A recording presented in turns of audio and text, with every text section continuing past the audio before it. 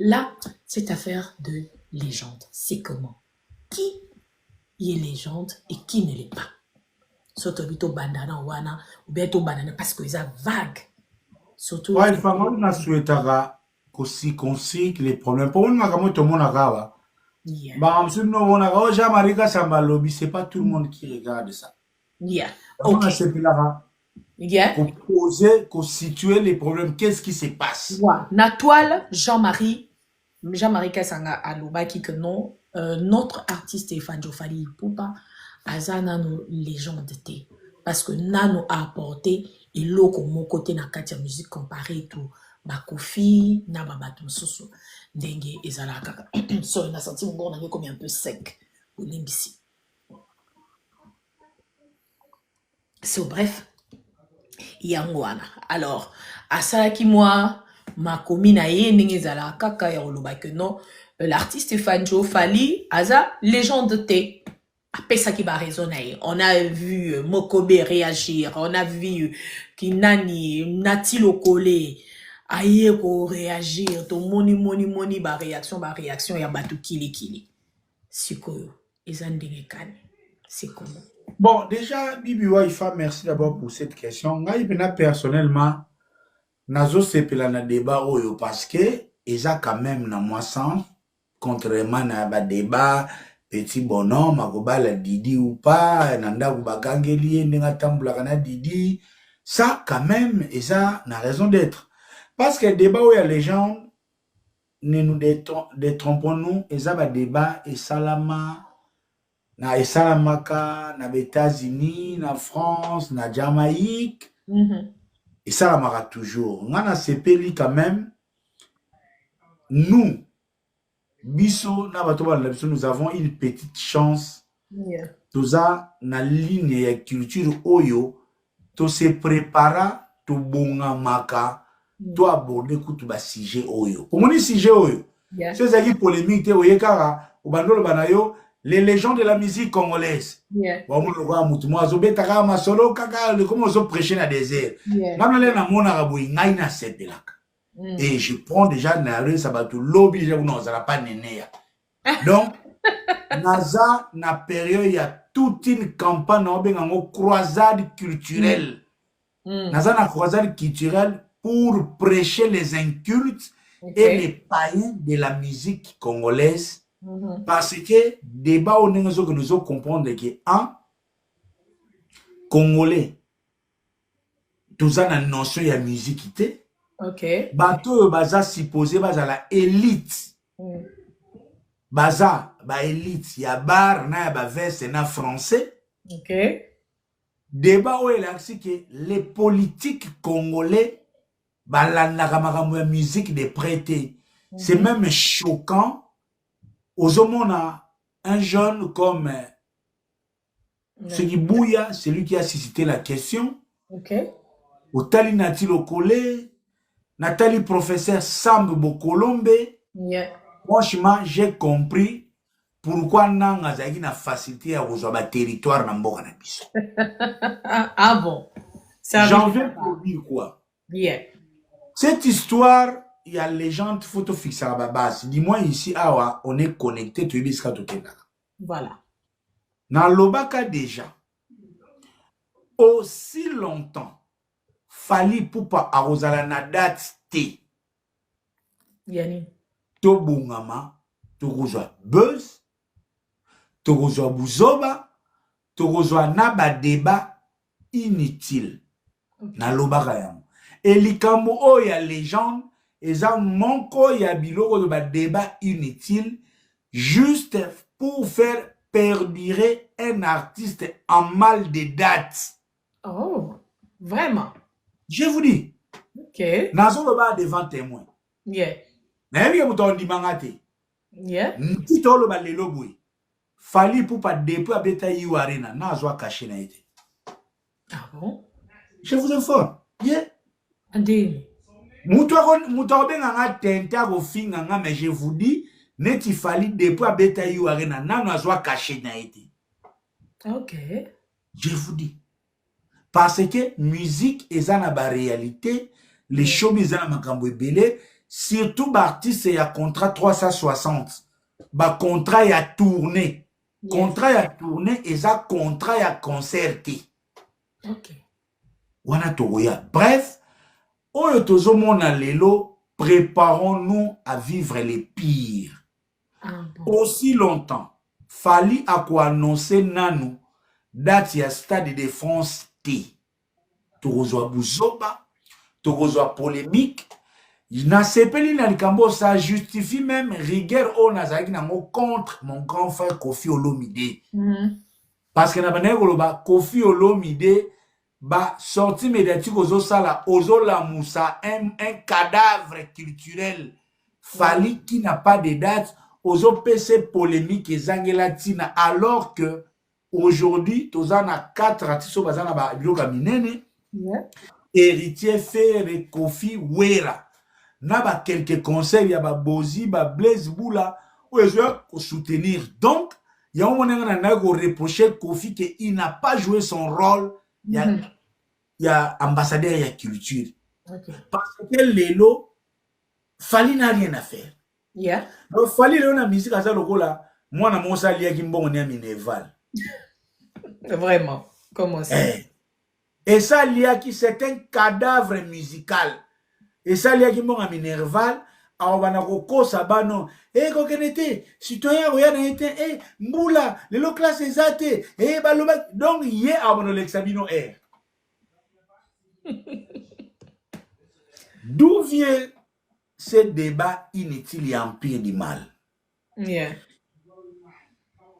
L'auteur qui a suscité cette polémique, Yves Bouya, Azajen Moya Bandal, le journaliste, à la chronique politique, c'est un proche de Héritier Watanabe. Yé Moutou a préparé une émission ya Héritier sur la RTNC. Aux yeux des musiciens, c'est un savant. Oui, bien, les Congolais sont sali ifasik, au tango la travers sur les grands émissions, Jamanika Samba, aux savants. Jeune Oyo Yves Bouya, aza parmi les jeunes corrompus de la chronique politique. Parce que le chronique politique est composé na ba jeune Oyo Bundi, au bandi ko sa ba émission soko zui place, ba sombio na un camp politique. Soit ba sombio pa ya Fachi, soit ba sombio pa ya Kabila, soit ba sombio pa ya Moïse Katumbi. Yves Bouya o eza moko ya ba jeune Oyo Moïse Katumbi a somba. Donc, comme Nekongo, il a un bateau, il est moko ya bateau qu'on peut pendre vivant, comme le voulait Nemwandantsemi. Parce qu'il trahit même la conscience Nekongo, oyo eza et ça la kakara ne logo eza objectif pour l'intérêt général. Non. Ça c'est déjà un. De deux, à travers l'émission ya Jean-Marie Kassamba, il faut comprendre le contexte de la Molelo. Dans un contexte moko oyo Fally, il était en train de régner pendant Ken Penabandeko jouer rôle dans l'Empire du Mal. Papa batubaye bele bandeko basali misala papa biso petoye to buka mira wana ya Empire du Mal Ken balala. Après Fally a une deuxième tendance à sali cellule moko ya bato mafinga, a sali 3 cellules. Cellule moko ya bato mafinga, cellule moko ya ba musicien o basila. Na cellule mususu ya ba acteur politique, notamment à s'appuyer qui na Manix Yenda. Na batama finga a rekité ba Jaël, ba tout, ba Grâce Té, monde ba kendaka, na katika tchazu ba Drisha, ba mise ba sila, pour ba lobelaka ye et likonango avant na ba Manix. Dieu aidant, avec la mobilisation, les mouvements culturels congolais, la lutte contre les mensonges de la musique, où ils ont entre autres mené par votre humble servant que nous sommes, tonton Promo, to réussir kubuka Manix, to paguse libandiwana, to zongi sai biska bikauka, fallait comprendre katika la vide. Vraiment. Lelo, un, fallait azangi ba date, de deux, fallait azangi ba vrai communicateur. Malin qu'il est, parce qu'en fin de compte, Fally travaille presque avec ceux qui dirigent actuellement. Moutoloko la Soule Kauka, il est entre la musique et l'espace politique. Base ya un peu les Rotana. Et fournisseur Yamabe un peu les Abedachou. À travers ma fondation, Fondation Mama Denise, Fondation Soule Kauka, fondation est telle et ça na jonction moko er moko bakomaka na unité d'esprit na unité de corps. À travers unité wana yango pe fali a profitera parfois à l'écapo à faire passer ba besoin na ye. C'est même dans ce contexte. Why you so late?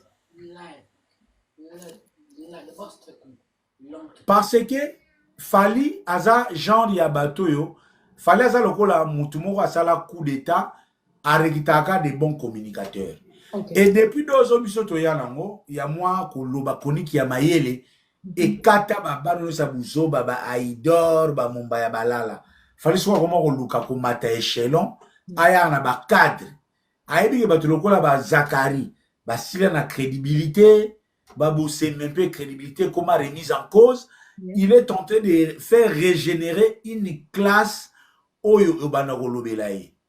Lelo fali s'appuie sur plusieurs traits, notamment le tribalisme nabatouane. C'est ainsi que Yves Bouya a eu la mission d'insérer dans une émission où il y a un impact sur les réseaux sociaux le nom de Fali comme une légende pour juste susciter une polémique.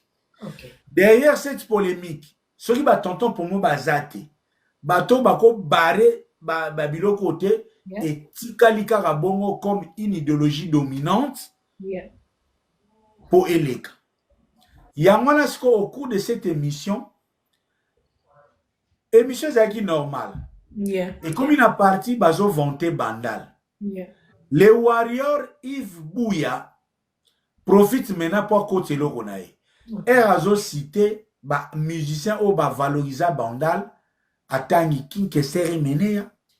Atangi Pepe Kale et il embellit la légende Fali Poupa. Bato baza mayele na communication boyebi déjà. Nous sommes dans un contexte ya bandal. Ozotanga na bandal tozana Pepe Kale, tozana Kinke Seri Menea, tozana Wera, tozana Jibe, tozape na légende. Wow. Ce n'est pas un hasard. Parce que tout le monde connaît le rôle d'un adjectif. Si on a l'objet dans la émission na Bibi, ou bien dans l'émission na la très savante Bibi. Bibi, pourquoi tu poses à la bilo quoi? Oui. Et Dieu aidant. Dieu aidant, nous avons eu ces jours-là un journaliste à commander la politique, mais qui est un ancien chroniqueur de musique. Monsieur Jean-Marie Kassamba, on peut beau lui reprocher.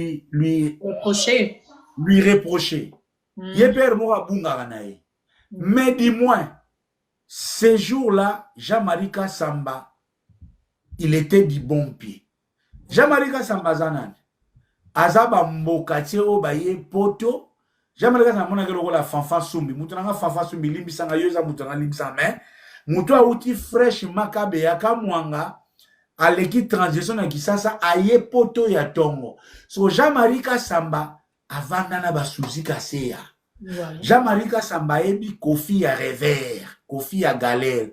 Jean-Marie Kassamba avanda na baredi ya misi na baki shinga mpemba, l'emsupe damas ezate, il faut bo luka petit moko. Jean-Marie Kassamba l'emsupe lekana ki gigolo. Na nenga poto ebi ka poto ba seri wana. Jean-Marie Kassamba l'emsupe ba la koto papa Wemba po alia ba l'excella etafa noa. Pour moi za mo ba ebi koza yumo utamboka, bo yesko oya nzala bo avolia mais faut ba l'excella etafa noa. Tchelinke l'homme de Banama na ebi code. L'emsupe ba l'excella etafa noa.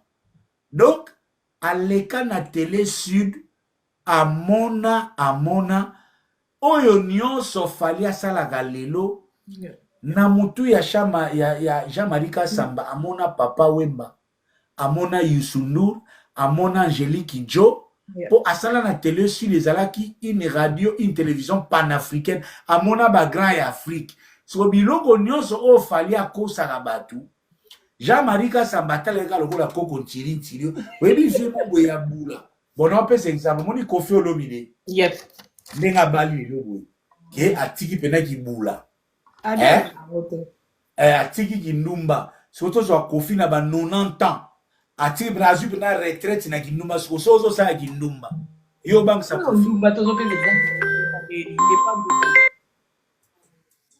Kofi Olomide na 95 ans yo ye jeune ozo sala kindumba toza musicien ozo lingo battre danseuse yo bang sa Kofi Toto promo et ça veut donc bref au bangi c'était so Jean-Marie Kasamba ataza na politique tiyo mwana mobwe olie bambongo ya Moïse Katumbi ozoya okotisa schéma ya Fali yep Jean-Marie Kasamba zambiaka ayebi mikili ayebi limite ayebi showbiz ayebi na ba concert o bandimaka ya ofele ayebi na ndenge ba musicien batekaka kumanima na poto po barenier ayebi tout siko yo Yves Buya okoya obeteli sur les vacances mbala mokeleki légende oh oui c'est trop fort Ali est une légende oh il fait encore son chemin non Fally Ipupa est une légende oh mais Fally est-ce qu'on peut égaler Fally Ipupa à Taboulay et Franco yango bomoni ponanga culture matinale na sali na tongo eza parmi ba meilleurs culture matinale ya vie nanga vraiment j'ai pris mon temps vas-y nous autres Nathalie sous Jean-Marie Kasamba nenga zongi lelo na moni penda oui Jean-Marie Kasamba est un chroniqueur voilà nenga zongi lelo apesi sona ba exemple fallait akozala bien mais tout ça tout c'est là maintenant elle et l'équipe directement. Yeah. Tous les oiseaux de l'empire du mal en profitent pour aller dans le sens il y a Yves Buya pour créer une idéologie dominante. Vraiment. Yango bomoni ba Zakari ba bimi, yango bomoni ba Natilo Kore ba bimi, yango bomoni na ba prof Sambo Kolombe ba bimi, il a un ba Patrick Lokala, yoka ba kombo ngwe. Patrick Lokala Natilo Kore, Sambo Kolombe omonaka Anamongo na koya. Et c'est un peu ça la situation, ce qui se passe. Alors, si on a une situation où on a moneli, est-ce que on peut dire que bon, toyebi quand même, hein, na ndenge totomoni la rande batwa lobaka, à remplir ba salle, à yembi ba mayday, à yembi bibi, à yembi ba banzembo o tobina rabinaka, 207 avec René Soso, ba sala minene wana. Est-ce que par rapport à ça, on peut l'appeler légende? Qui? Efanjo Fally Ipupa. Non. Pour y avoir comme légende, musicalement parlant, il doit faire quoi? C'est quoi pour qu'on t'appelle? Quand je dis non, Fally est loin d'être une légende. Peut-être aussi c'est impossible que Fally devienne une légende. Peut-être. C'est voire même impossible que Fally, parce que tout le monde est pendant près de 20 ans. On peut aussi projeter les futurs 10 ans de carrière à Fally. C'est presque impossible. Fally a la légende de la musique à Congo. Attends pour moi. S'il te plaît, avant on continue. Donc on lobé luana. Et ça, on a refusé que Fally, on a refusé quoi admettre qu'à la légende. Na lobby bien, Lelo Fally a la légende. Azan a 20 ans de carrière. Je suis un scientifique. Je peux projeter sa carrière par rapport à ce qu'il nous a proposé pendant 20 ans. Je peux mettre ma main à couper. Même les générations futures, même 20 générations après, personne de sérieux ne va admettre que Fally puisse être une légende de la musique congolaise. Pourquoi? Et l'autre raison, baby, ça débat où il y a les gens des animes. Les gens, basant confusion, il y a un concept. C'est là où j'ai aimé, là où Jean-Marie Kasamba, l'air a rebondi pour s'expliquer, parce qu'il était mal compris. Il est encore revenu, il persiste dans sa position. Et vous verrez même son pire vieux Blaise Boula a dit, Fally aza aigle. A boy écoute kokota na ba débat wana ya ba légende. Parce que aucun intellectuel sérieux, les lois a Fally légende. Pourquoi? Confusion, il y a batou et ça n'a pas jeu de mots ou encore l'emploi abusif, il y a pas terme. C'est-à-dire, un musicien, on parle de lui par rapport à artiste en herbe, musicien, amateur, professionnel, ça va avec vedette, star, icône, légende. C'est là la confusion. Bato ebele bazo benga fali légende, mais bazo yana ba argument ya icône. Bato ebele bazo benga fali légende, bazo yana argument ya star. Non. Nous sommes dans un domaine conceptuel. On a le baga, la guerre des idées. Quand on fait la guerre, la norme et la réflexion est déjà tracée. Ce sont des concepts, ce n'est pas nous qui l'avons créé. Je vis les pauvres Nati Lokole qui nous renvoient à un dictionnaire. Mais ils nous renvoient, mais quel dictionnaire? Pour les leçons les légendes. On a une définition générique, il y a terme légende. Pour même l'ordinateur, même à tableau, légende peut être so basali carte à géographie. Ba province est en bleu, ba maille est en rouge, et ça légende. C'est là maintenant. Est-ce que les autres merci Seigneur, ma famille est qui biso quand même. Non, c'est bon, merci. Parce que au cours de la même recherche, où est-ce qu'il faut faire la recherche? Où est-ce qu'il faut trouver la bonne réponse? Est-ce que vous avez compris la recherche? Est-ce que si vous avez compris, est-ce que vous avez bien interprété? Pour ceux qui le local na Google obeti légende, les rosa papa, ce européen samo, il y a un moment dans la classe, beaucoup ça la bana maillé les 100. Après l'examen, bamsou bazui 0, bamsou bazui 4, bamsou bazui 6, bamsou bazui 10. Donc makambo soki zala ki examen. Nati Lokole ba ngaba botole diplôme d'état. Zakari ba ngaba botole diplôme. Patrick Local a voulu nous quitter. Il y a la côte à Anna Mongo. Il y a eu tout ma légende de talité. Il y a Zalagane na Bassan Kousou. Il y a Ebika Bokechu légende. Donc, il y a Ebi Saï Anna Mongo Nyos Azali légende. Azali légende. Bokechu Wayambo. Azali légende. Mimi Amongo Azali légende. Fali. Azali légende. Donc, Patrick Local, lui, il est déjà.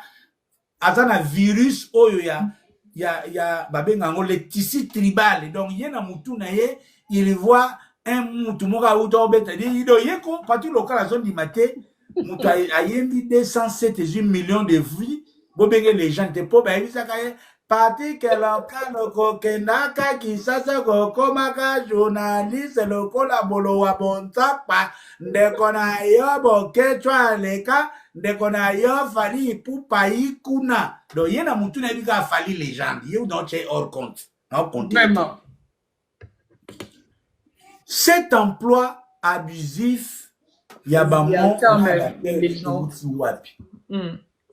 ça vient nazo répéta kango Jackie Ndala est témoin. Noëlla Madinga za vivante. Baza ba rare batu. Paix à son âme, Francis Kakonde. Pour makambu na kotanga marque tabouté pour aza hors sujet. Ok. Nous avons un problème na Congo. L'élite ne s'occupe pas de la musique. L'élite ne connaît même pas quels sont les problèmes réels de la musique na biso lelo. Tout le monde a parlé de débat sur la culture. Les politiques congolais pour la musique et ça bouzoba. JB Kofi Azabon pour la fête ya mariage aye abeti akei aye mbeli deuxième bureau na indi. Batela batuma balinga musique te me baza makasa ko pesa sang ba yebela deuxième bureau na. Mama nengo zana na bomili bana soka ozawana okomino kaka deuxième bureau ya fachi. Mama na nzembo pa ya fero kozwa.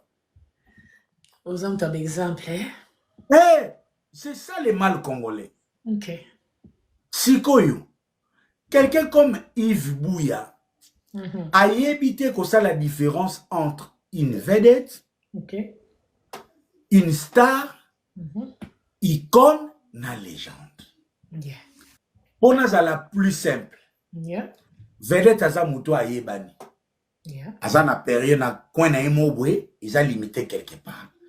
Une star, c'est quelqu'un qui est connu de tout le monde. Ok. Oyo, on n'a pas besoin de présenter. Bisson total, l'étoile, c'est la star. Icône est un artiste qui a fait la pluie et les beaux temps pendant un temps. Ok. Neokaka, vie Kimbantseke. Papa lobelero lo baza icône mboka aza icône po vie wana na maboke babandi na radio bavandisi groupe nzoi lelo ko benga mwana ya lelo ayebi pe vie Kimbantseke te une icône aza na besoin ayebana na génération ya lelo te. Ok.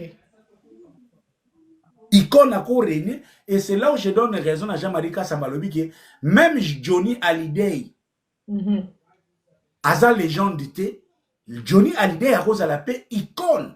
Yeah. J'en viens de la définition. Okay. Na terme simple, c'est quoi? Une légende, tout un domaine scientifique. Il faut d'abord situer les domaines. Sur le cas simple légende au bunga. Yeah. Il faut le gagoyeba. C'est qui une légende d'une musique ou dans la musique? Yeah. Le cas d'espèce, c'est qui la légende de la musique congolaise? Okay. Les éléments pour être déterminé une légende est en l'apport artistique. De deux, que cet apport artistique puisse influencer les cours de cette musique. Okay. Ce sont les deux grands traits principaux Okay. apportés artistiquement, que cet apport puisse influencer dans les cours de musique. Voilà. Il y a un troisième élément pour être légende, il faut perdurer dans les temps. Okay. C'est-à-dire, pourquoi tu as wendo légende te? Pour ezana ba jeune musu ba yebi wendo te. Yango ba tchaka wendo kolosei pionnier ya musique congolaise moderne. Parce que tous les termes doivent être à sa place. Normal. Mais on peut oser dire Tabouley, Franco, Bazaba légende parce qu'ils ont perduré dans les temps, ils ont apporté un apport artistique, cet apport a influencé les cours de notre musique et Lelo, même Bajen, Bazo interprété Nzembo Franco, Obama présenté Franco. Franco Azaki superstar, mais il a influencé dans les temps la rumba congolaise. Ok. So, tonton pour moi. C'est maman n'a appelé, s'il vous plaît, si ça t'a coûté, place. Je voudrais vraiment mettre les points sur les i. Yeah. Être légende n'a rien à voir de remplir un stade. Être légende n'a rien à voir n'a vu. Être légende n'a rien à voir n'a trophée. Être légende n'a rien à voir qu'au ta trilogie. La confusion que si tout bandeko nanga ba anamongo yaya faleza ndeko na bino na mboka la msu ba expliquer bino te yaya anamongo boka tola yiso a yiso yaya kojala legende etali kobeta basita dite bokobeta mabaku pamba bandeko na biso bakana mongo okito o lifoku bokata tozoyi na bino te kozala legende eza kobeta stade te. Le professeur ça ce qui m'a touché même un scientifique comme Sam Bokolombe il se permet d'écrire na Twitter que un artiste qui a le succès comme Fali, le tour du monde. Si Fali n'est pas légende, c'est qu'il n'y a pas de légende au Congo. Professeur Sambo Kolombe. J'ai eu pitié de mon pays. Habité Fatchazana Batouté. Vous voyez un professeur niveau comme ça, Bokolombe, parce qu'il est Mungala, parce que Fali Azana Datité, parce que Fali Akimi na tribu, donc pour naïe, Fali. Oh, Seigneur des sages. Tonton Promo. Alors. C'est prof Bokolombe, au nom de la culture, Monsieur Sambo Kolombe, ceux qui ont rectifié Makambu Zobo comité, pas ça professeur. Mukonoya qui ça na robeta yo dembata na osalata 6 mois en prison au nom de la culture. Ça je promets. Ah bon? Professeur Sambo Kolombe na ko bendo matoi po pesinga kanda bilo botangisa na ba université ba théorie du foi alors que tu te présentes comme un érudit osant incapable de comprendre même des concepts simples pour un professeur comme Sambo Kolombe. Likola tribalisme nako bete mbata nako bende matoi j'irai en prison. Nazoba boyem sa Costa Mutamba à tous les ministres qui tina ba programme na boyem sa mukona koya ki sasa prof Sambo Kolombe nako bete mbata pour avoir traité une question scientifique avec légèreté sur des motivations tribales. Vraiment. Ça c'est vrai. Tuna poussa ni sikoyo na wapi. Ok. Confusion, il y a bateau baolinga ba côté la fali. Na monu mutoro nati. Yeah. Il faut lire les dictionnaires, ce que Fali a fait, ce qui mutu atazambangu, ce qui bonimaka ete ndimambolo. Oh. Être légende n'a rien à voir na vente. Yeah. Légende, c'est l'apport artistique. Nena lobaki na kitu matinal. Tabouley est légende, il a apporté la fiesta. Okay. J'ai expliqué la fiesta. La fiesta est bandina Grand Calais. Tabouley a zui yango, a fignolé yango, a pesi yango orchestration, façon de chanter, et vandi et pédier, a yemina blabé. Lelo oko yembate sans o s'inspirer na Tabouley. Vraiment. Pourquoi Grand Calais n'est pas une légende alors que Grand Calais est une orchestration? Grand Calais est la icône, est la pionnier de la musique moderne. Parce que Grand Calais n'a pas perduré dans les temps. Ok. Abunga très tôt. Fin 70, Grand Calais, Sabunga qui peut être légende, il faut aussi perdurer dans les temps. Yamwana Tabouley, bien que sorti de l'école de Grand Calais, Tabouley est une légende, mais Grand Calais a une icône. Okay. Franco Luambo Makiadi est une légende. Parce que na fiesta, fiete kabwanaki, na ba mongo, na ba luba. Vieux Jano Bombenga a porté la culture mongo na rumba fiesta ya Grand Calais, ba desho mumbwa, ba doten ko bano pese la culture luba. Et Franco Luambo Makiadi a apporté la troisième voix, la culture Congo dans la musique moderne. Grand Calais ba no beta guitare moko twing ndondindoni guitare singa. Tabouley grand maître Franco a 4 fils à guitare. Okay. Ayena Kintweni, Woanga Mambo. Et Franco a eu la chance d'avoir un savant comme Lutumba. Okay. Oyo baye un accompagnateur na ba vie de cas force y a fait ses amis peut accompagner ba vie Izeidi mais na Franco ba vie de cas na ba Lutumba ba accompagner Franco ba vanisi Odemba et l'Odemba evandi na kivuka na chant. Okay. Donc le tuto yemba ba tu basé blessé tuto yemba tu vas na chant. Donc, Lelo, au coquille comme ça, la musique était sans se référer à Odemba parce que Odemba a perduré dans les temps. Okay. Kofi Aya Koti Nakati, Fiesta, tout nani boy. Kofi au pied na style tcha chose à légende. Sikoyo, Tuna Yves Bouya. Okay. Quel est l'apport artistique de Fally Ipupa qui a influencé la musique congolaise au point que aujourd'hui, tu ne peux pas faire la musique congolaise sans passer par l'apport de Fally. Exactement. Il y a un siko nazolo basko boy. Confusion, il y a ba warrior ezani. Ezani. To ba moni Fally abeti nzembo, likolo nzembo moko boy. Non, tokos musique mutabandi ba concept wana kutu Papa Wemba. Yeah. Wanyamile Papa Wemba tina aux États-Unis. Papa Wemba est allé en France. Papa Wemba ça la tokos musique na tongo. La musique tété la rumba congolaise a tché yangona ba sonorité. Kosala album ouvert mon continent Papa Wemba. Émotion. Papa Wemba c'est là ba featuring tina ba Peter Gabriel betela on a ba concert.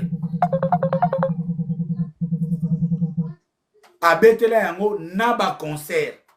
Okay. Papa Wemba.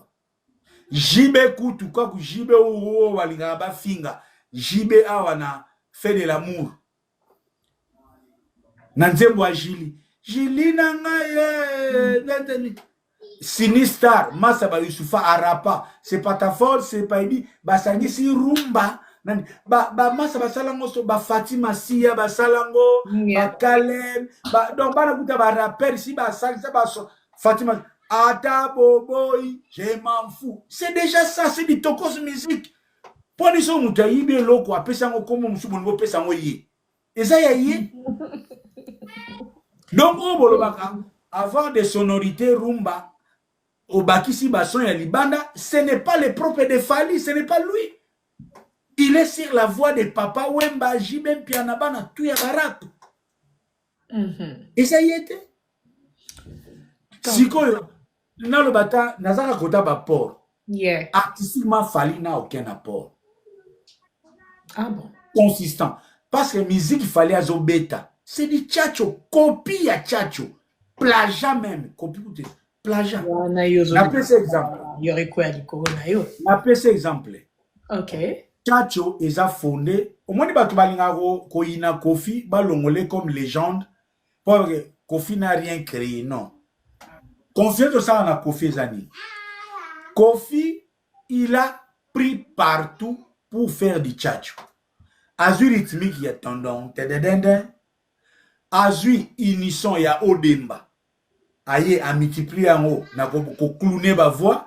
Asali choral, il y a tchatcho. Oh, wana. Ningizile.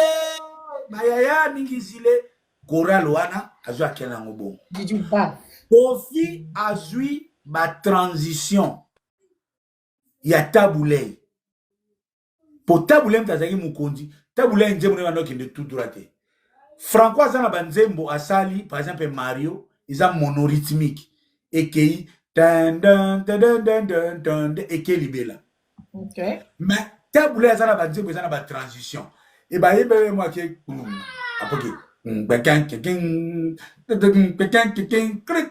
I love you. Et qui la deuxième partie. C'est ce que Kofi Azua deuxième partie a changé rythmique.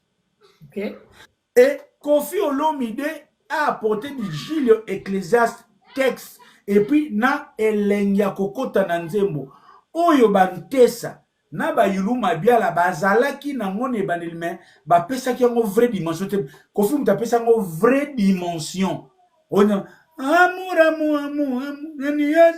Balinga. Nananeneli. Yango naka.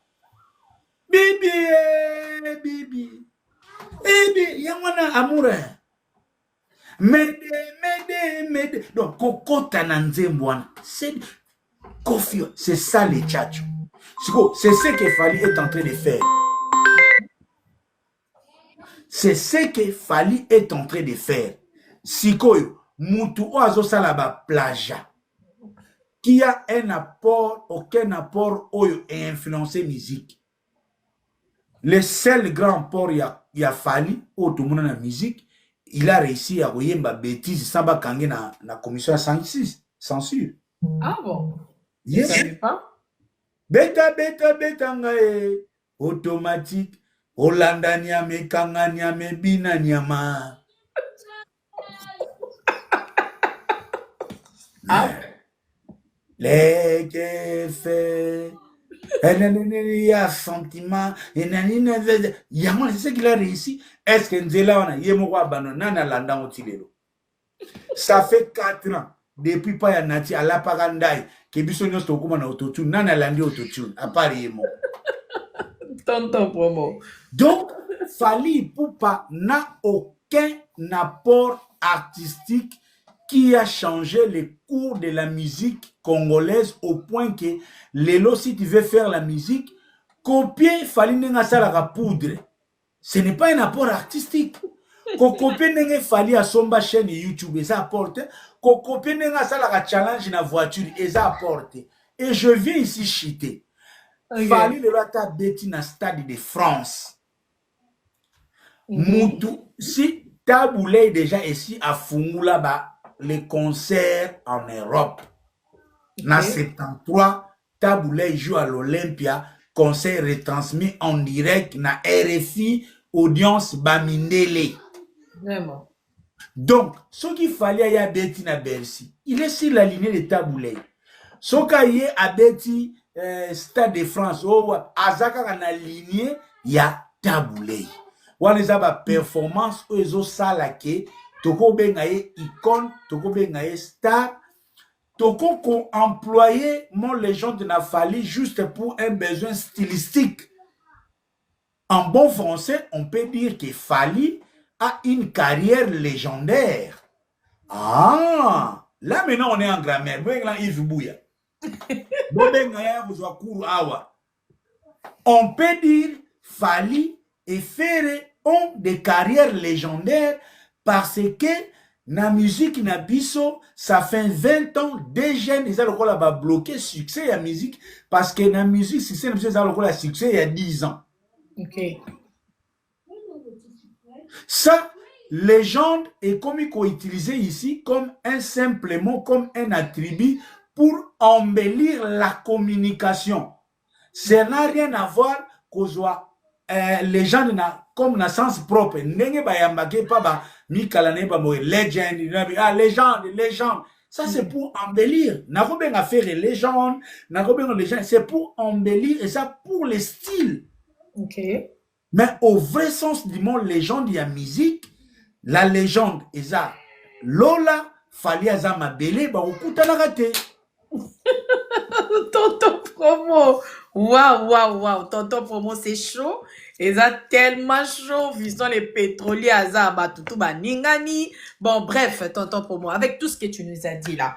Ngai moto na ngeza boy. J'espère que bato nyo surtout baza na panel bazo mituna aussi. Quels sont les critères pour être reconnu en tant que légende dans la musique congolaise? Tout ce qu'on a la musique congolaise. Ma critère est à Musique congolaise, il faut avoir un apport artistique, que cet apport puisse influencer le cours de la musique. Là, on peut s'assurer d'exemple. Yes. Là où Yves Bouya n'a pas réussi à être scientifique, quand on aborde un débat conceptuel, il faut limiter chant. Na yo oyo lingolo baya. Na on peut cet exemple. Toke na demeni yakoyemba. Yeah. Quelqu'un comme King Kester Emenea est une légende de la chanson congolaise. Yeah. Mais King Kester Emenea n'est pas une légende de la musique congolaise. Ok. Kester a influencé les chantés. Tous les émistes Oroluganians, c'est que c'est et également, évidemment, avec Pépé Calé. Yeah. N'a pas ça qui exemple, par exemple. Nabadoumer, Mary Jo est une légende, il y a batterie. Parce que il y a un cavacha. Mais Doudou Tché, Aza icône, il y a batterie. Parce que Doudou Tché, il a fignolé à kenango na batterie wana musika. Okay. Mais Papi Kakol peut être une légende de la chorégraphie. Papi Kakol a la légende na batterie par rapport à la chorégraphie. Lélo na ba batteur. Les batteurs qui peuvent accompagner une chorégraphie dans la synchronisation. Mieux que Kakol. Mais au moment que même Batiti na bazana école, il y a ba juju tena ba meri jopo bazana force de frappe bâtiment maniata. Au moment, tous sont à la maison mère. Yes, vas-y, tous sont là. Wenge maison mère et salami et beti musique. Ok. La expression, c'est le walimbi, ça en fait gros choqué. Mais pendant un temps, quelqu'un peut se permettre de dire que Bill Clinton a une légende. Parmi les légendes, il y a des musiciens à maison mère. Parce que Bill Clinton a tracé une ligne et animation pour les lots concert de la maison mère et Simba. Entre autres, il faut boire le rôle à Bill. Bon, on va c'est le associé, c'est le aussi. Peut-être. Et dans les chanter, on va faire. Et Naxima, on va flamme kapaya. Tout le monde va kakol. Donc, on a 4 légendes, on a Wenge. Ça, Musicalement. Ça, on peut se permettre de dire ça. De dire ça. Wana eza débat ouvert parce que domaine où tozali, nous ne sommes pas dans la science exacte. Tout ça dans un domaine conceptuel, tout ça n'a pas propos relatif. Mais seulement il faut avoir l'objectif, il faut mettre les critères. Aux hommes. Eza na batumsu aza précurseur. Mutumsu aza pionnier. Mutumsu aza icône. Mutumsu aza congolais et c'est comme mutumsu aza précurseur. Na munu mwa kombinga makambo ya inonsi bi a. Sikoyo okotanga inonsi bi te sans kotanga gato bi Vince. Omoni sikoyo. Oui. Sikoyo gato bi Vince azanani, inonsi bi azanani. Yeah. Gato bi Vince peut être le pionnier ya musique où ils a ouvert ya Congo, mais ba inonsi bi ba kozala ba révolutionnaire ya hip hop Congo. Donc, même coup, on a bagas fabulos. Donc, problème na biso, tout ça en manque, il y a ba vrai chroniqueur pour na corriger. Il y a une fois na pas Junior Louere. Et ça va fin 2023. Pour na battu belé, le col a fallu à Betty 3 arena. Balamor fallait les meilleurs de tous les temps. Non, non, non, non. Si vous me dites qu'en 2023, Fally Ipupa était l'artiste le plus sollicité, je vous comprends. Osons ou pas? Yeah. Mbiliabel est une légende de la chanson féminine. Mbiliabel na Marie Missam. Wana mutata boye na bachar de combat ko ata bobina tanga ba tunabina na kotanga bango te. Na musique congolaise na ba légende ya la chanson féminine Mbiliabel Marie Missam. Tchala mwana Pongo Love bazaba icône. Mama Lucie Elenga aza pionnière ya la chanson féminine. Vraiment. Vous comprenez?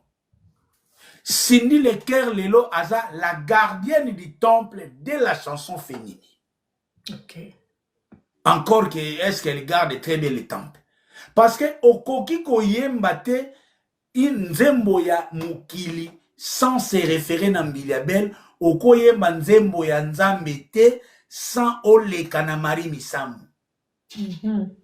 Nzembo lokola témoignage nanga ba vale ya bakati Marie Missam. Vraiment. Oh, eza yango banso ba lo bakati tonton pour maza légende. Yaya na milo bakati.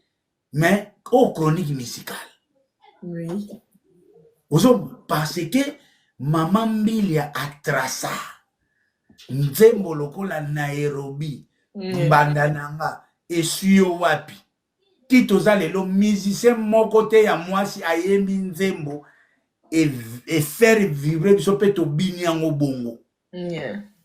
Tindi lekera hier mobo ayembi égérie. Neti ayeme. Ayembi biso université. Neti ayeme. Sidi lekera ya yembi mulunge me mungongwa kofi zo déranger kaka nzembo pena ke la oh mama ngana tala omoni nzembo basiko la chanson féminine za nzembo mbwakela ya nzembo rando abetia yemba suivra mbila mbanda nanga na yo kaka yo na sa neti lelo boy. Ce qui vie quoi d'azaki na esprit à la chanson féminine congolaise, pas la chanson des quartiers latins. Sindia ningazo pena mama na nzembo tite na ngombanda mundele. Modi pena ya lia batikeli pena sindia pantana nango. Boyeli pena fiesta na odembo botikeli wana, botikeli bakere. A naviguer ye moko pena vrai nzembo pena mbanda mundele. Comment? Balobi malé Mamae ki mondelo kokumisa age kokende libalo tikakanga te na bengana yo biloko yo moko ozwaka tuna ndoki ezanga ite nasunga papa. C'est ça la chanson congolaise. Mais les comme asinda yemba yesu na mungu na barok ya na ba mabanga e pata kunya ko baby sa banzembo asindi. Il ne sera jamais à la ligne où vont les choses, Cindy ne sera jamais une légende de la chanson féminine. À Rosala star, à Rosala référence, à Rosala icône, mais à Rosala jamais légende ya la chanson féminine. Po nzembo basi ya Rambodi. Mbandananga na yokaka ye na sango. Lelo yo tukutani tumonani tokazala kaboye. Neti Didi wana zo sala ba jena ba France. Faut apena mbodi ya nzembo. Ya nenge kendaka na iluma biala. Sini mi wofala yo ka banzembo lokola komela mbanda na yo mokanda. Ya iluma bien. Tokoma ko changer motema o tokabi motema na satana kobokolo mwana ya mbanda ekeba obokoli elima. Attention, c'est ça l'achat. Moi yaya yo monaka awa banani bazo sasa bakoni mama te tonton promo donc ya moi ça la jeté la chanson féminine eza chanson ya mbwakela. So luka bayembela ko yo moko kofi po yo kakelengi mon amour mon bonheur wana perte nzembo ya la tato féminine la ka mbodi oh ya foto manozo kapena nzembo mama rifa naoki batongi yo pona nga ya solo mutu mwa lobi te mama si zalaka l'esprit za yo semeki mama rifa semeki nanga MPCA soso akabi mpese na sala nini nga sindi le cœur na luka moto te upanzeni yo nzembo no so ozo ko cha mungongo na ba mabanga no ya ba dérangement bobwaka Bongaloudia, donc voilà, je crois que là, on s'allie plaisir, surtout pour la Daviso, on a too much, vu que côté, allez, ma bon coup, à la Daviso, c'est Peli Bernice, Waza, on s'est là, on s'est ici, pour nous, surtout non, César, on s'est là, en tout cas, franchement, toi, you are something. Jamolinga na bamboko yo. Nengeka ekenda ka stratégie fait ko lokolo loboko tonton promo dans ses œuvres. Est-ce que vous avez un maillé na ko seka bozi wapi? Tonton promo donc mon ako ebilo na osepela ko na ba makambo yo na kotikala nga moko chroniqueur parce que la chronique totikali na ba flatteur na ba journalistes mendiants, des gens qui ne peuvent pas aider les artistes et leur dire la vérité. Moi on est toke deboui. Yala toto pour masa mutema mabe, toto pour malinga watate, toto pour malinga kofi te malinga falite, mais nazo tika langa moko po na na sens ya réalité. OK. Un journaliste aza mutaza indépendant, c'est lui éclair qui c'est lui qui accompagne les artistes pour oyebi na représentation exemple à Mukie. Oyebi kaka na yambaki Sheila Lobby. Yeah. Directement na comprendre que Sheila Mputu, anniversaire ya Yolo, soki Sheila ye na Londres, concert ya propre ça la dégâts. Ah bon. Yeah. Nana kina na beti j'apprends que bana yole bele balega ba Nigeria wana ba ya pe bele bela. Daddy, my change what do you keep already this now? Please, we jabo kena kuna ato so la ba legenda. I want to play outside. Yeah, anyway, time bezo kende. Donc on va aussi bientôt chuter hein, parce que les 20h, la lobby de classe. Yeah. On s'est tellement marré. Avec tonton promo, on s'ennuie pas. En tout cas, Ngai, on s'ennuie. Attends, quand même, je dois citer les noms. Hein, les temps que tu deals avec les enfants. Madi M, Yamotema, John Lupungu, Samuel Amira, Sam Calfero, Didier Duval, Okinawa, bien le bonjour à vous, Michel Dombo, MC Day, Blue Biachi, Mervy S. Bonsoir à vous.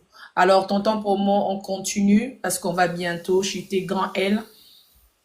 On va bientôt chuter. Le sénateur Didier là-bas à Suisse, tozo chuter Kalamingite. Alors, tonton Promo, pour na souka, ne tozo chuter na biso beto vanda au sekisi biso. Surtout les kabuyaba là-bas sur le que non, ma voix féminine et zarana voix qu'elle a jeune. Donc, non, non, non. Toi, tu as fait ma soirée. Donc, yo mon tali de manière scientifique. Comme étudiant, il y a facile. Comment les chansons à succès, il y a artistes féminins, ça va dire bon, bois qu'elle a. Oui, oui, bien sûr. Cindy Leclerc a un potentiel. Il y a Royemba vraiment. Banze Monongo Lobiwana. Il y a Bambandananga, si on doit le dire. Banze Bebelo, Biliabella, Yemba, Bandon Pesa Yemba. Donc, a un potentiel. On a chanteuse qui travaille Boyemba. Il faut qu'on lui laisse un peu un espace pour apprendre bien. Pour te découvrir où il y a Katina et Boyena et que ça la bien makasi. So, tonton Promo. Na likambu oyo ya légende oyo bimi oyo makambo de bimi ni to ebite sukeza sur le point stratégique ya kosolola le fils de ta sœur nengezala kaka, mais quelles sont les motivations ya ba auteur hein ya likambu ya légende oyo o ba bimisi légende to motivation en les animaux, c'était quoi leur motivation? Oyebi ke eh bien, moi, la vacation, mon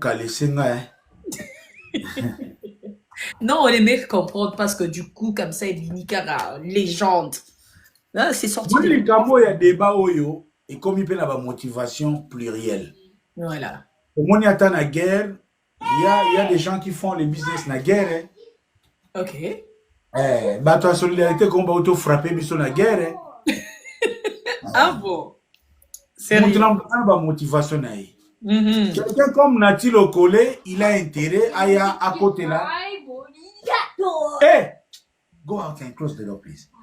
Azan intérêt à l'obafali légende parce que depuis ba nikaye carrière, depuis ba chaye musika, si lelo Nati Lokole abonde la azonga bien afali. Non. Akufela ki mami, akufela ki mama, mutumo a victime yakite. Fallait acheter cotisation te batinga mutu te alors que kutu basule ka ka bakene na matanga ya sege mena matanga ya Nati bayaka te mena mutu ya Nati ti lelo guys oluka ko boto ko craquer la moko na mutu ya Nati Lokole ti lelo azela kaka pardon ya fali azongela ko benga ye.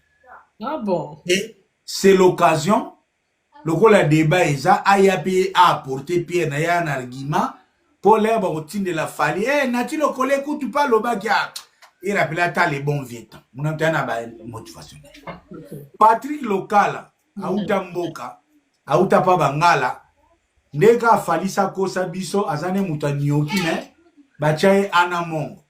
Fali Hermora di Blaranatisi Tribal, Hermora Yibi Kotabandune, moi Yibi Kotabangala.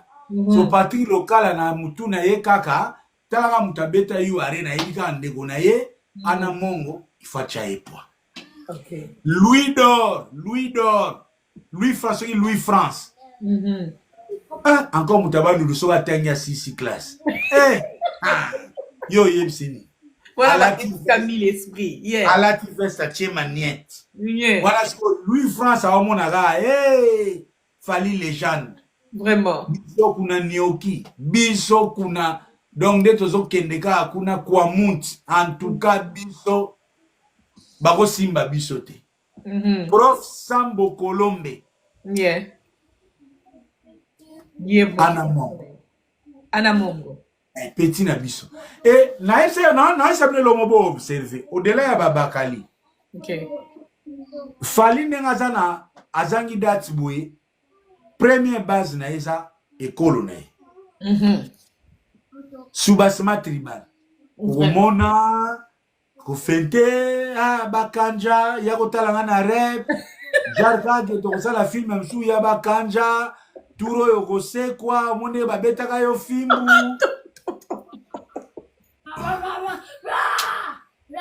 Sylvia, please, can you close the door? Close the door. Hein? Bakanja Versatika. Yo bi fali te. Oh bon c'est vrai. Ngai na Zarana Macron bakanja ndenge zabo e film on esuka kama be l'air ba beta ka yo fimbu falo boto la fimbu no bare oh c'est quoi Okay. asa tellement malin que ayebi ke soka yabi déjà bakanja na répétition mutu tout aza mungala vous No, senti you can stop it. Go ask a believe. Ask a believe. It is sick. Go ask a believe. Wait, she's I'm not going to sick. say that again. Wait, she's sick. Go donc ask a believe. azaleka na idée ke azaja na idée ke mutu tout aza mungala o amoni bakanja na rep na imbala moko akozomona me bambali osombo même ba Charlie Prince yo ni ma Charlie Prince akomi mutu malama akomi ba Kelly Charleston ba Charlie Prince bazwa ye kala ba Charlie Prince ya iso ya bangala bokato izolanda fere wana akosala nini iso donc yo vraiment est-ce que Mami Lela banda carrière zaka naître somona Mami Lela abini dans ya mission mususu na plateau Je sais pas. abinaka ya fali Oh, ah bon. abinaka ya fali or Mami Lela soki eza pena aza vrai naître alinga abina misu na misu ya Robinho abini pe Fabregas mais erone komesiko bokila lokondo iso keba tozokufa Mami Lela atapa encore c'est dans stade des oyoka solo mpiaka manila ya bisoki na bini te awa talaka ya mami ya bini donc nyonso wana eza ba motivation o ezokotinda donc ekomi une affaire tribale donc eza wana il faut sauver un digne fils du terroir faut à tout prix sikoyo bango pe babana mo bakotuna ye bongo yo fali yo fali pupa yo lobaka Stade de France 2025 Stade de France ango ekomi na nkokoso ye pe kaka lutawa au lieu pas ça bandeko ne vérité aliko loba vérité te Ouais, c'est bon. donc bref c'est pour la plupart des motivations moko oh babenga donc et ça coûte il y a un petit valeur il faut la plupart des chroniqueurs politiques lelo baza bato baza ba pro pouvoir Jean-Marie Kassambaza kabiliste et certains pour eux le fait que ça Jean-Marie Kassamba muta lobiango et comme conflit à gosila na Jean-Marie Kassamba Oh yango zomona Tintin lokola Zakari qui n'a jamais fait la chronique musicale lui il a fait la polémique générale Zakari a fait la polémique générale neti na débat où Zakari utatu goyati oh ya olobani il y a qui a mais goyati Zakari n'a jamais été obligé Zakari a fait la chronique concert ya JB ya Zenith et Beta Zakaria Loba concert Mpia Kafo concert Manzanza what is a chronique musicale ça c'est quoi oh what is a polémique ok Zakari n'a pas fait la chronique musicale au vrai sens du mot as Osco Tozana chronique c'est une question technique net yo Zakari yo Lobani oza historien comment t'as livré ou comment livre ni Zakari Soza chronique expliquer pourquoi s'il vous plaît la gamme est bimate. Qu'est-ce qui a fait que les Wenge puissent se planter tous les orchestres à l'époque où il y a quartier. Zakari Soza chronique ça la livre pourquoi leader na musique à Congo là ça moi si voit la PMBT. Eh c'est arrivé là-bas. Yo so mon nom. Il doit de temps à combat. Yebsa fallait lighter nana que tu vois la Papa Wemba la ta mère. Wana si akomi mukolo. Mukolo. Wana na ki mukolo. Papa Mbaza mubesu ya wanyamile. Kofi ala ta voile. L'île conférence et Maman Lia. D'ailleurs, Kofi Kutabala ya Kintsue qui a batama, témoin ça te. Eh, faut y aller à moni, pardon. Eh, non, tu m'as sauté. Les gens étaient dans expliquer par les temps musique, ça m'a bébé. Ok. Yem Sanga, quelqu'un comme Kofi, pourquoi Arobala ya Kintsue? Bah, là, n'était pas le sujet, c'était dit en passant. Donc, Tiens, nazo peso d'exemple mais je sais pas. On a évité. Avec la raison. Azaki, tu as moi si sauté. Malgré que ça nous battait. Azaki, tu as moi si sauté. Bon, c'était un peu compliqué. Connaissance un peu compliqué. Bon, l'aime sous pas bangaki question, batou naka, celui qui est contre ces mariages puisse lever la main. Hey! On continue. Donc, bon, comme à Fabregas, il y a un peu d'album mais aussi matin. Je sais pas, mais ça là, quand tu n'as Fabregas, pourquoi ils ont les zénith? Mais si ça parle, ça moi si voilà PMBT, voilà les sacrés. ok. Musicien synthé, pesa biloko. Ceux qui succès si le là tu vois la PMB. Chronique musicale. Ok, tonton promo. Ben, je crois que nous sommes arrivés à la fin. Tu as tout dit. Je crois que non, Rosa l'a bien compris. Et puis voilà. Donc dans la chronique, Tozo Landela. Hein? Tango yango yo, tango yango. Alors, donc c'est ça. Alors, on va dire le 7 juin, vous voyez bien, on a nous, Tozo un peu mon IG Arena parce que Tozo chuté na biso, tonton pour moi, lobby, à seki si biso, to sepeli, to apprendre peu belé ou moi, on aura, to bandoroye, bandinga bandoro sur la légende. Nenge zalara, parce que Hermo peut to benga na biso légende na cadre, il y a aussi la plaisir des zalara, que non, au muta lobby, na au moi, compliment mon lobby, ne peut que, ah, yo andoki, andoki te. Donc yeah, voilà, non, ça attends ça aussi. Les gens de ceux employés comme terme générique pour encourager des babenga fali legend, pas d'adjou. Il y a un surtout les gens de Kimogobe hors compte. Les gens de d'adjou hors compte. Il y a Zakari. Oh, il y a Bangona Bangot. Oh. Ils ont le coup la folie, Daddy, you legend. C'est ça legend. Sefia, hey. Tonton promo na banana et voilà comment. Oui, hein. Les enfants te réclament, il est 20h. Donc je crois que Troti Capé Bateau, Zanabiso. Ça me donne aussi le temps de remercier Bateau et Zanabiso, Ernion Sokou, à sa protection. Déjà, vous tous là, vos alliés, en tout cas, merci Nabino. Parce que aux Zanabiso, ils aura plaisir, hein. Aux Nabino, ils aura plaisir parce que sans Bino, Biso, Moboulou. Donc, passer des moments comme ça avec vous, ngai na sepela na makasi, l'imbattable, to limité. Oh, sérieux? Bah, ton vanda, ouais? Tonton pour moi. Donc, la foudre vrai warrior. Mais nga bobe nga warrior, bobe nga gauloise, bobe nga spiritas, bobe nga tout. Oh, mieux surtout, je suis là dans mon moka, donc voilà, je suis là pour tout le monde. Alors, Gisèle Tati Mama Verchache, le billet, hein, c'est déjà acheté dans le VIP, bon, le 7 juin, tonton promo. Le 7 juin, donc, le bail Jopé, c'est déjà en placement, on a fini. Un dernier mot, tonton promo.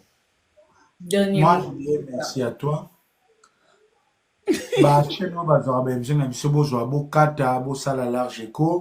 l'Ubisoft imprévu dans un suite pas un les jeudis, je reçois Gladys, la fille qui a coordonné les conférences de presse à Ferregola.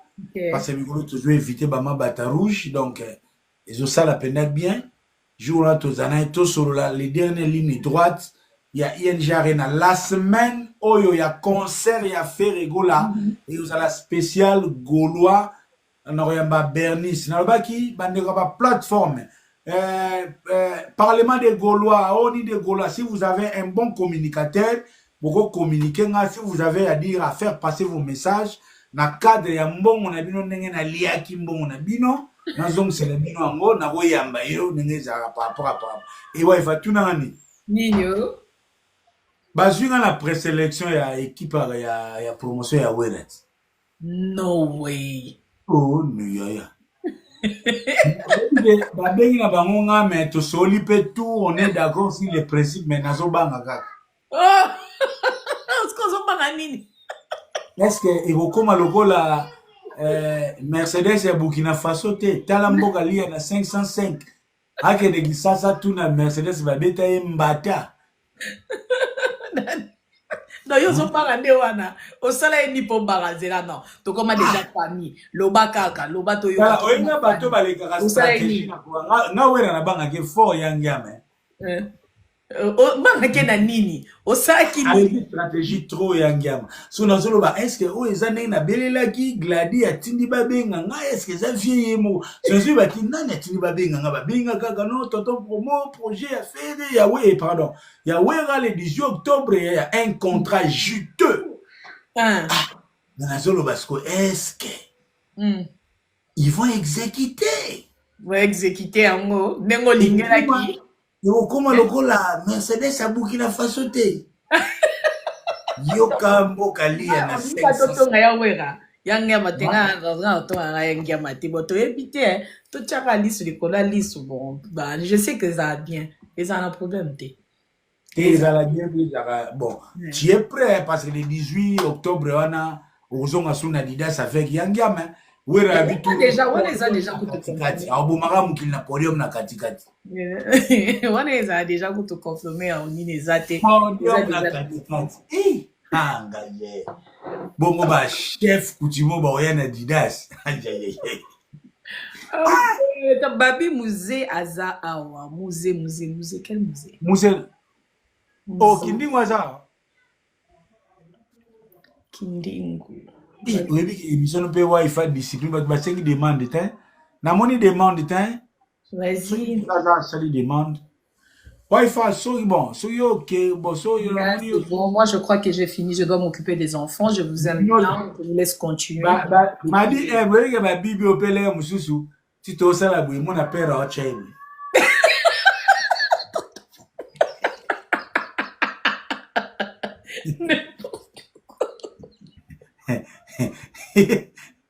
Biso to bola ga mutazolo ba oh l'état les enfants, voilà super à chaîne déjà oui.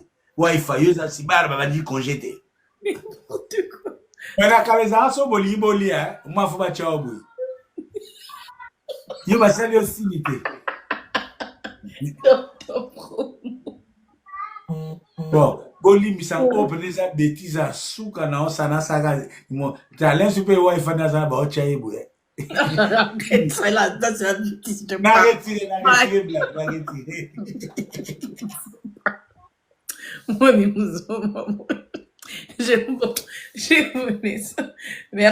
Merci à tout le monde. En tout cas, bonne soirée. Soyez bien chez vous.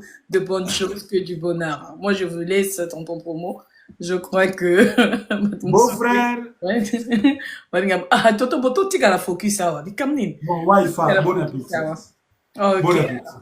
Bon appétit. Bon appétit. Bon appétit. Yo ke liate obimse neige faut liate. Boyo la rabu. Vous avez un régime 22 et puis écoutez. Il y a ma bêtise à souka. Yo ba sala na matière nini. Non, c'est pas. Tonton promo, t'es pas possible. T'as venu aux ara sérieux, on dirait que le belote. Et mission qui tombe au bon ngo bepsa on kayo monko. Hein? T'as ne ngo bepsa. Hein? C'est quoi ça? Hein? Maman veut ta bordure ni. Les sénateurs, na bordure ni au bettinga. Bon, nga tiki dino.